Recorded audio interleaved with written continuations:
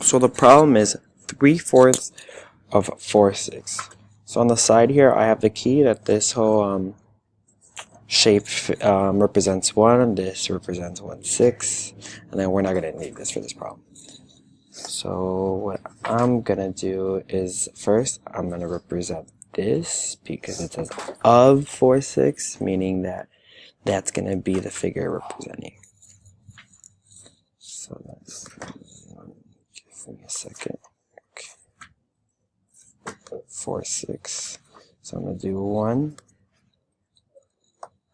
2, 3, and 4. Okay. So 1, 2, 3, and 4. Just move it here. So then, now that we have the 4/6 represented, we got that part. So now we have to see how much is 3/4 of this. So 3/4 is gonna be, we're gonna change the color since there's 4 figures, and then we're gonna color in 3.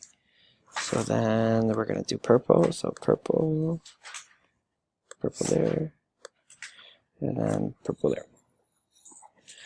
So then 3/4 of 4/6. And if we do an equal sign, this whole thing is half. If we can see that the purple is half, we're going to see where they intersect. And they intersect here in this section. So if they intersect in this section, that means that it's going to be half of the figure, and the answer is going to be 1/2.